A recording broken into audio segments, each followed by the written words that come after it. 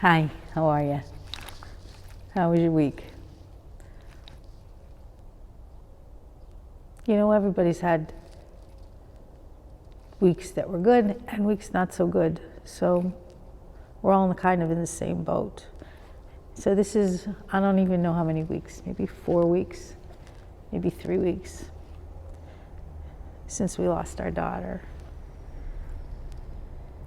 There's been a lot of ups and a lot of downs. A lot of screaming and crying, laughter, and love, and silliness. And so I was thinking about this because I'm worried. I'm worried about grieving. I'm worried about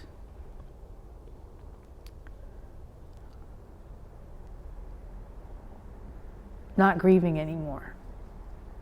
Here's the thing. Colleen was such an incredible presence in everybody's life that she met. Colleen was like right there. Right, had something to say about everything. Had a smile or a frown. What she felt strong. Whether it was feeling positive about something or a little bit crazy about something. And when somebody who's like that has passed away, you can't just pray and say, please take care of her, and that's it. It doesn't work that way because she's got that presence. It's still here. It's still feeling it. I'm still wanting to see it. Now, granted, it's only been a couple weeks, so I'm not expecting I'm going to get over this, but this is what I am thinking. I don't want to get over this. I don't want to be not grieving anymore. I don't want to forget. I want her to be part of our lives forever.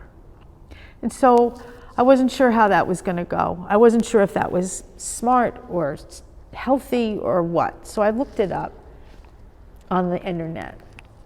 And there are people that are in the same boat that we are.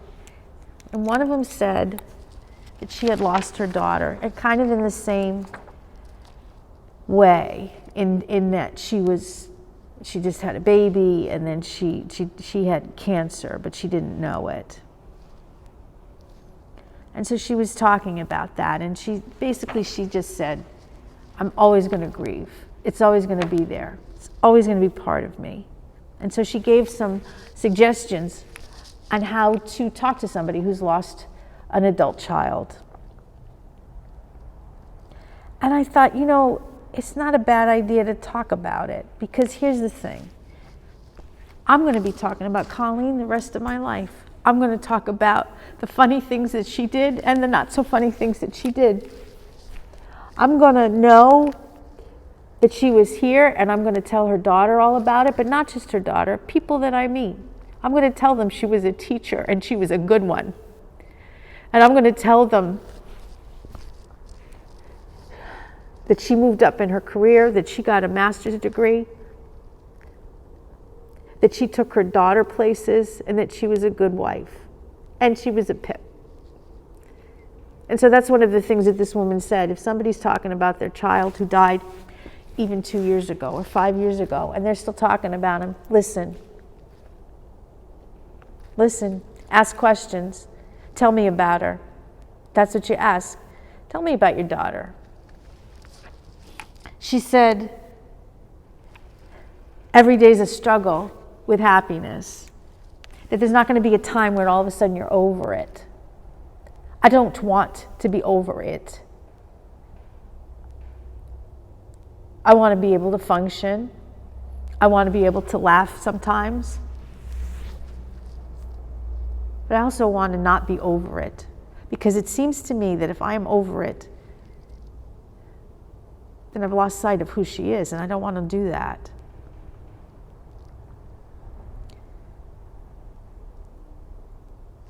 I I think people grieve in different ways. We all go through the same, there's like a list of 7 things that we go through: anger, sadness, whatever. But we all do it differently.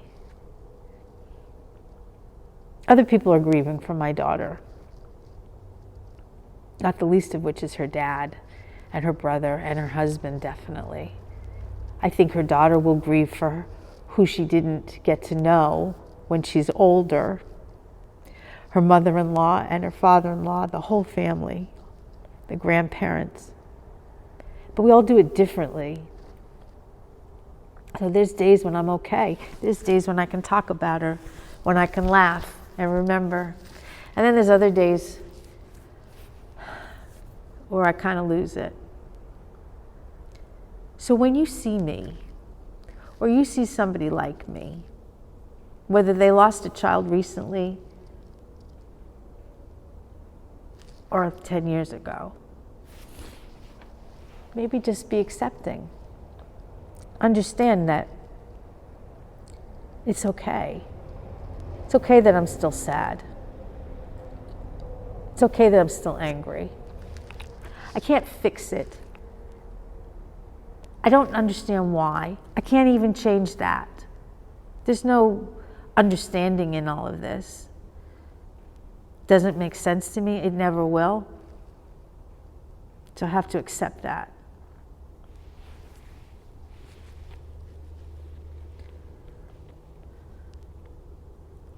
I have to accept that I'm probably going to go through this grief process this morning for the rest of my life.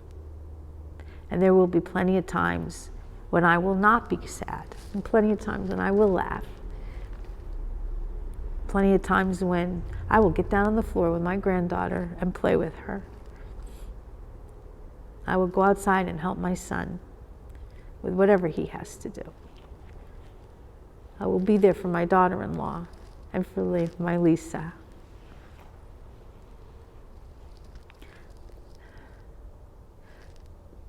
So I don't want to stop grieving. I don't want to forget. I don't want to be okay. So when I looked it up in the Bible, there was a lot of stuff about being okay and getting better and feeling better. I don't necessarily want to know that right now, but I found a couple that kind of go with what I'm talking about.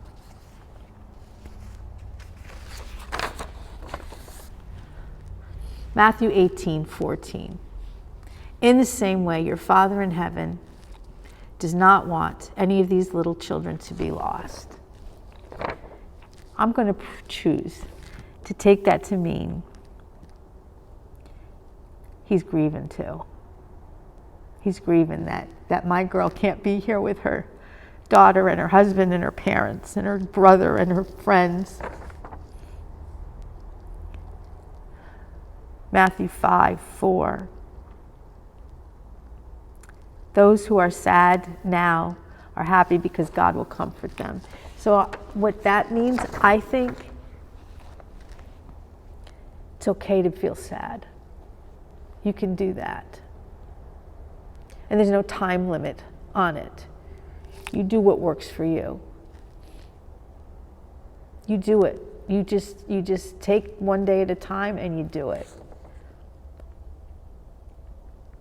Ecclesiastes, he sets the time for sorrow and the time for joy, the time for mourning and the time for dancing. And I don't know that he sets the time meaning that he's going to tell you when to do it. I think that he sets the time means you got time to mourn and it's okay as long as you need.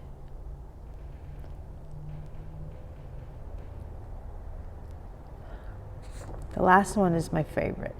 John 11:35.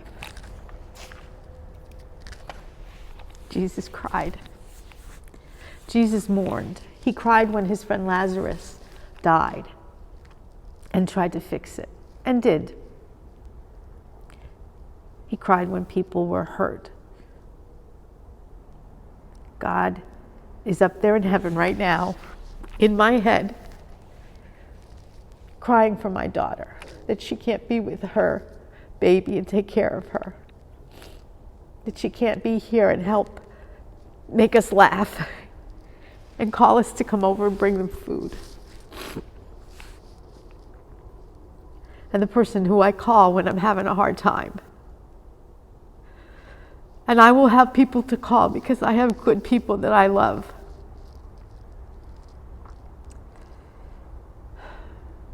But I can't call Colleen. So when you see me and I'm laughing, you laugh with me. When you see Kenny and he's crying, you just hold him. When you see Craig and he's trying to get his life in order, what can I do to help you, Craig?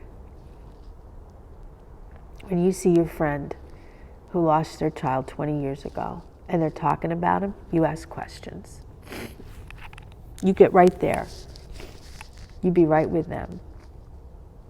It doesn't have to be somebody who lost a child. It could be somebody who lost a grandparent or a sibling or even a dog.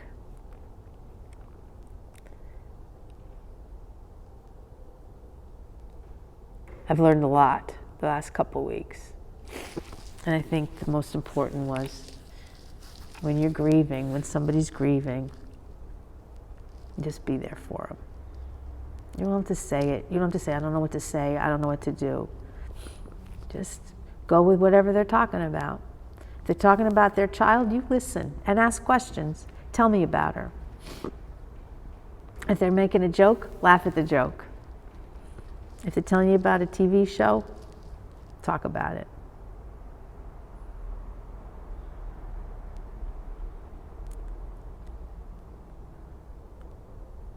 Helps me to do this video, helps me to talk, helps me to explain what happened to her. I'm a person who lives by what I talk about, and so is she. So when you see me, you don't have to talk, and you don't have to tell me anything. You can just ask me. Tell me what's going on. How's your day? You want to get a bite to eat? And you think about my girl. You pray for her and her family.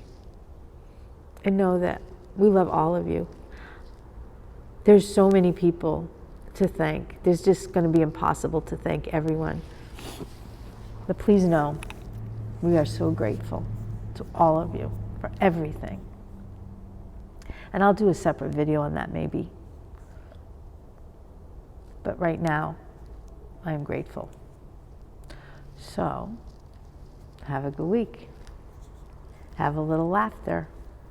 And remember, call once in a while. I love you. I miss you a lot. But we'll get together soon. Take care.